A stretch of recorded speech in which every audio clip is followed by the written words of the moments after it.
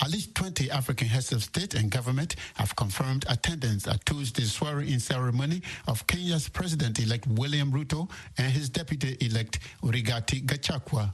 At the same time, Raila Odinga's deputy presidential candidate in the August 9th elections has vowed to fight the outcome in the East African Court of Justice, saying she was not satisfied with Kenya's Supreme Court ruling. Maureen Ojiambo reports from Nairobi. According to the Transition Committee, everything is set for the day as thousands are expected to attend the event with more than 2,500 delegates invited.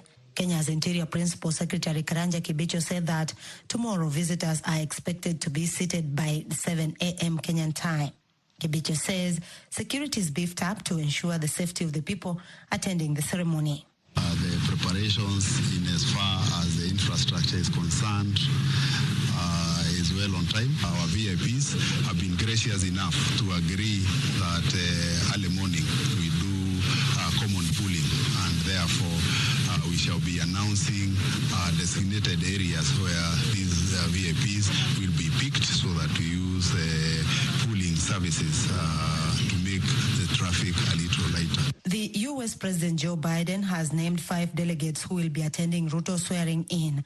According to the White House, among the delegates attending the event will be U.S. Ambassador to Kenya Meg Whitman and U.S. Trade Representative Catherine Tai. Kibicho says Kenyans do not require any official invite as the stadium will be open to all.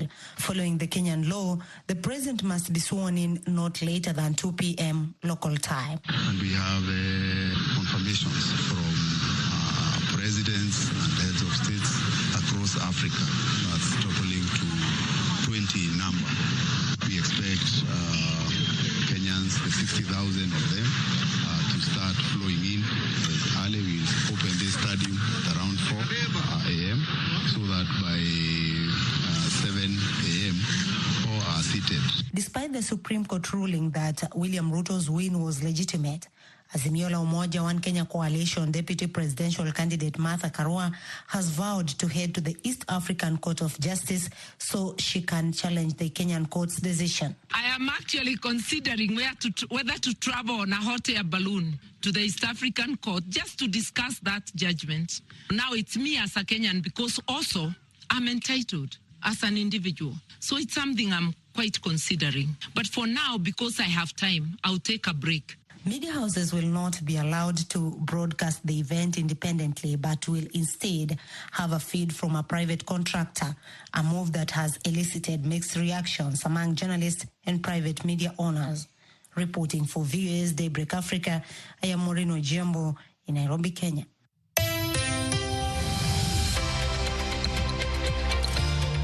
You are listening to Daybreak Africa on the Voice of America. I'm James Bucky in Washington. Today is Monday, September 12th. And still to come on our program, Samson Omale's Pause.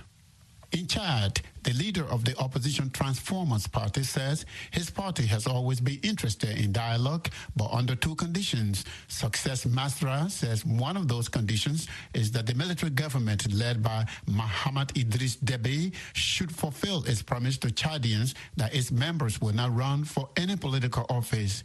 He also wants equal representation of all parties attending the current dialogue, particularly those, he said, that would vote on any binding resolutions. The agreement signed last month in Qatar between the military government and over 40 Chad rebel groups did not prohibit Déby from running in the next election. Masra, as the head of one of the groups boycotting the current dialogue, was summoned last Friday by Chad's Attorney General for unspecified reasons. He tells me he did not meet with the Attorney General because police used force against his supporters who wanted to accompany him. I couldn't reach the place because the security forces blocked us. So how can I go if the security forces block me? So I decided to come back because more than 100,000 people were outside. They just want to go with me because I said I will go marching and singing freedom for our people. So they decided to come and join, and I was going there. And at the end of the day, I couldn't reach the place, so I decided to come back to my headquarters. And they came in my headquarters, and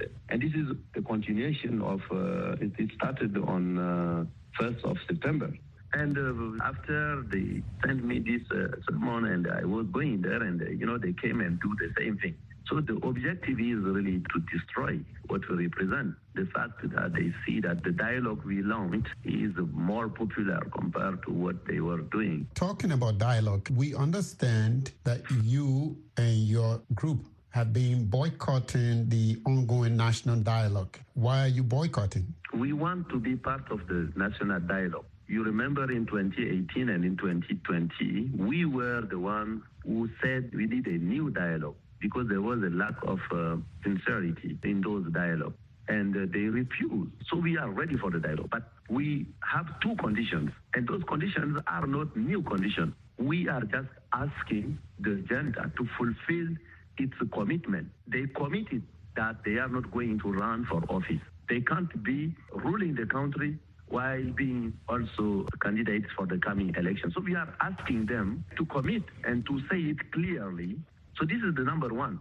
And the second thing is that the people who join the current ongoing dialogue, which is not really a dialogue because 90% of the people in this room comes from the former system. And they added only 10% of people coming from the other side. Dialogue means you have two parts and it should be balanced. So we are asking not the same number, but the number of those who could vote the resolutions. It should be the same number so that when we go for debate and for the resolution, at least it's something which is really balanced. Otherwise, it means that the resolutions, etc., which are already pre-cooked, will be adopted. You have been quoted as saying that you are carrying the cross of justice in Chad. Exactly what do you mean? Yes, because even those people who joined me and wanted to go with me to see the Attorney General, actually, this is what they are singing. Justice, equality. Justice, equality. What we want is justice and equality. Not more, but not less. Because if you want to build a nation, justice should be the backbone. It should be the root of a country. The problem of my country is that from independence to today, the transfer of power was not more based on democratic way. It was more based on those who have guns and weapons, etc., etc. People ruling this country during this period of transition, they don't want to see our country move forward. So it's like a cross of justice. We are running because we want to make sure that the people of Chad have the possibility tomorrow to choose their leaders. Success, thank you so much. It's a pleasure to talk with you. Thank you so much, brother. Success Matra is leader of Chad's opposition Transformers Party. He was speaking with me from the Chadian capital, N'Djamena. Ethiopia once said it wanted to become the China of Africa, that is, a manufacturing hub with the help of its industrial parks. But the global economic downturn and the country's ongoing conflict have prompted companies to leave the parks and lay off thousands of workers. Henry Wilkins reports from Hawassa, Ethiopia. The Ethiopian government hoped that this industrial park, opened in 2016 with the potential to create 60,000 jobs, would help the country move from an agricultural to a manufacturing economy, and that the companies would bring high-tech work. Kalkadan Asrat, a logistics manager, shared those dreams. She says her birthplace is a small town and her family worked in agriculture for a living as subsistence farmers. When she completed her education, she joined the industrial park, where she said she was able to improve her prospects. There are 10 other industrial parks like Hawassa spread across Ethiopia.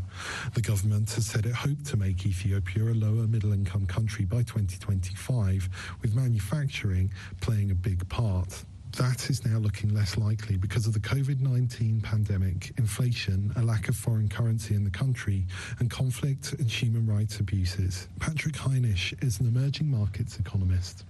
Yes, the civil war has impacted the industrial parks a lot. First of all, two of the 13 industrial parks have been impacted directly by, they've been in the combat zone, effectively, but the most severe hit to the industrial parks results from the loss of access to AGOA. 1 week after the announcement, the first company, PVH, I think you know it, they announced that they would retreat from the Ethiopian market. They sold their factories in Ethiopia. This step has been followed by other companies. The African Growth and Opportunity Act, or AGOA, passed in the US in 2000 to aid development in sub-Saharan Africa, gave Ethiopia duty-free access to the US market for several products. With Ethiopian wages much lower than those in China, a country synonymous with manufacturing, and AGOA making it cheaper to import goods to the US, many international manufacturing companies set up in Hawassa's industrial sheds. On January 1st, however, the US withdrew Ethiopia's access to AGOA due to gross violations of human rights. Rights groups have accused the Ethiopian government and its aligned military forces of large-scale human abuses, including ethnic cleansing against Tigrayans during the country's near two-year conflict. Tigrayan forces have also been accused of abuses. 35,000 people worked at Hawassa, but in June one firm laid off 3,000 workers and others laid off hundreds. One factory owner in Hawassa, Raghavendra Patar, says the country is struggling to adapt. So now we are looking at a new market. We are switching to the new market, the European market, but it'll take more time to develop the market again. So that's what we are suffering a lot.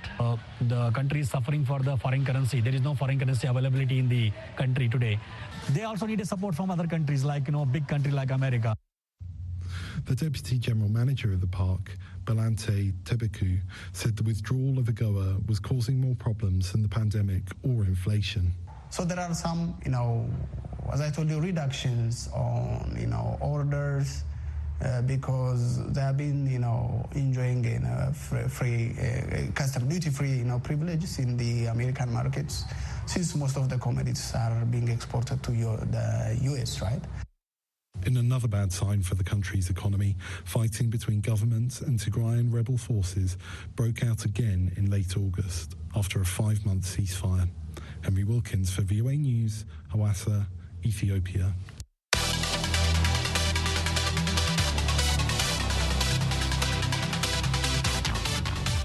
It's time now for Daybreak Africa Sports. And here is Samson Omale in Abuja, Nigeria.